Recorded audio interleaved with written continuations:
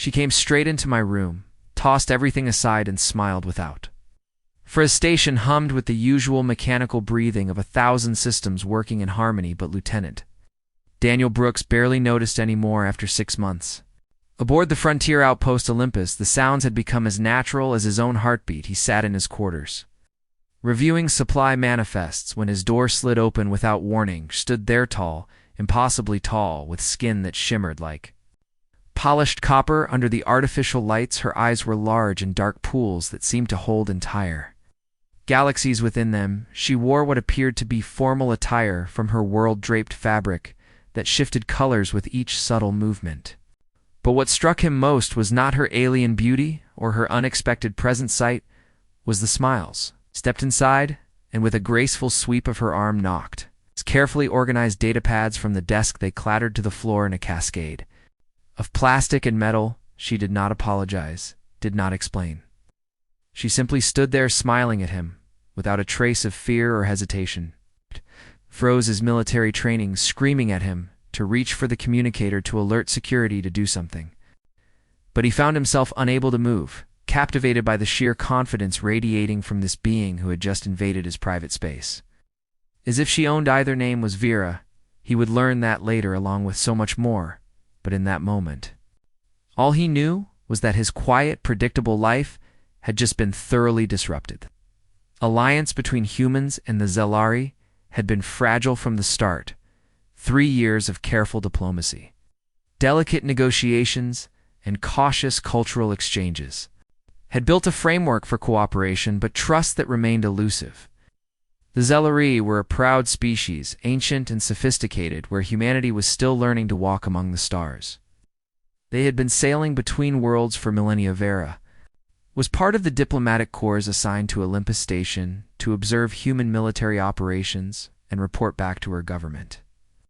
It was supposed to be a routine posting, boring even, but Vera had never been one for routine.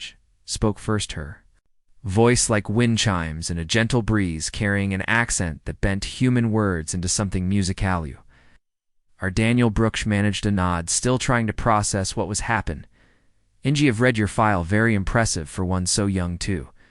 Command the defense operations of an entire sector. Thought is not exactly my role. He finally found his voice. I coordinate supply lines and logistics. She waved a hand dismissively as if the distinction meant nothing. You are important here, I can see it in how others speak of you, how they defer to your judgment. Enel stood, slowly keeping his movements, non-threatening, though he was not sure why he felt the need to be cautious in his own. Cortosumba Severa, I apologize, but I was not informed of any scheduled meeting. If you needed to discuss something official, we have proper channel. Her smile widened, revealing teeth that were just slightly too sharp to be. Humani, am not here for official business, Daniel Brooks.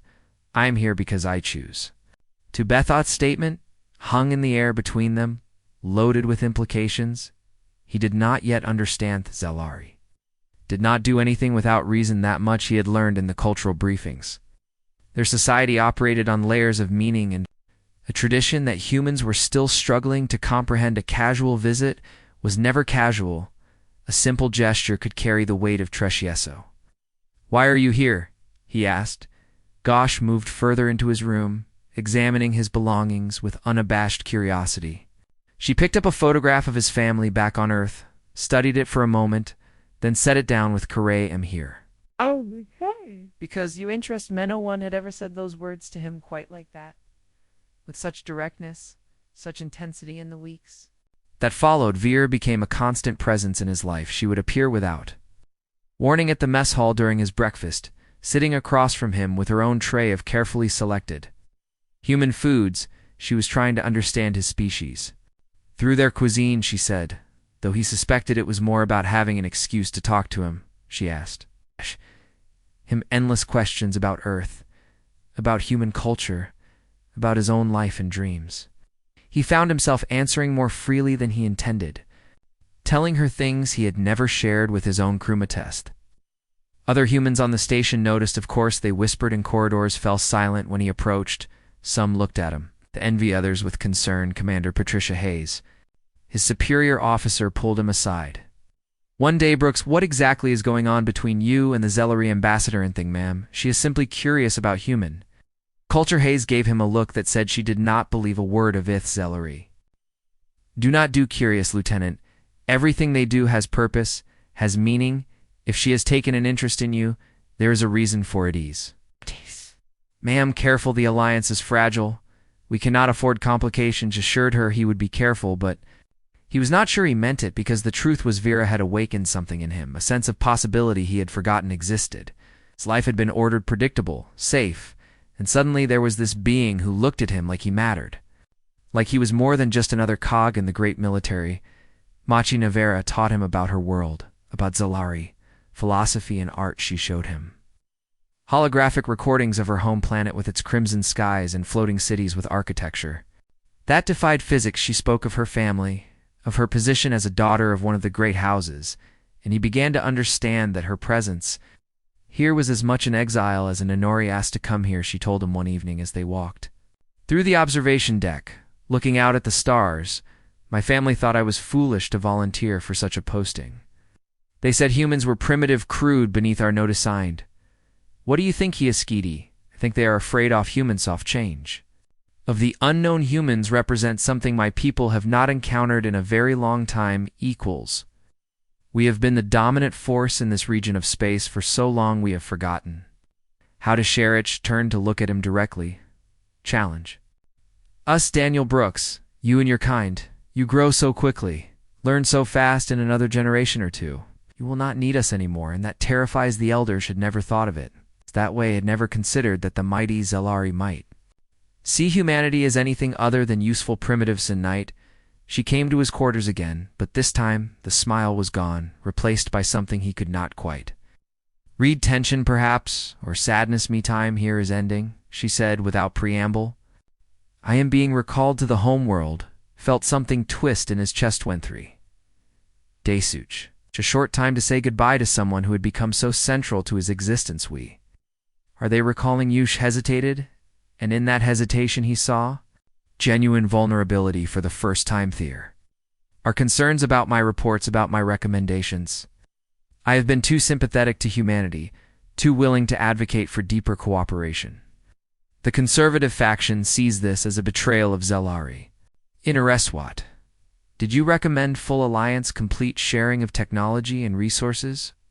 A true partnership, rather than this careful dance we have been doing? That would change everything. It would, and that is precisely why it frightens them. She moved closer to him, and he could smell something like cinnamon and starlight, a scent he would forever associate with Harry. Have broken protocol coming here tonight, but I needed you to understand what you have meant to me. You showed me that connection between species is not only possible but necessary. You taught me that strength is not about dominance, but about the courage to be vulnerable. Wanted to say so many things. Wanted to tell her that she had changed him too, that she had made him see beyond the narrow confines of his duty, but the words stuck in his throat instead. He reached out slowly, giving her every chance to pull away, and took her hand. It was warm, smooth, with a faint texture like fine scales. She did not pull away. Next 3 days passed in a blur. They spent every free moment together, no longer caring what others thought or whispered. Vera showed him Zellery meditation techniques, taught him phrases in her language that had no human equivalent. He showed her human music, introduced her to poetry, and she listened with that intense focus she brought to everything done. The final day, he stood in the docking bay watching as she prepared to board the Zellery transport ship. She turned to him one last time. This is not the end, Daniel Brooks, of this.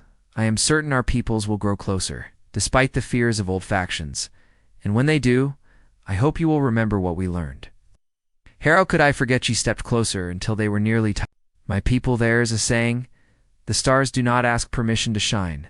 They simply illuminate the darkness. You have been a light to me. Do not let anyone dim Thathan. She did something that shocked everyone watching. She reached up and placed her hand against his cheek, a gesture of profound intimacy. In Zellery cultureth, transport left, and he stood there long after it had vanished into the void, feeling the phantom warmth of her touch. Weeks turned into months. The station returned to its routine, but Daniel found he could not slip back into his old patterns. Everything felt different, tinted by the knowledge that the universe was so much larger than he had allowed himself to. Believeth on the messages began Theo came through official channels, at first carefully worded, diplomatic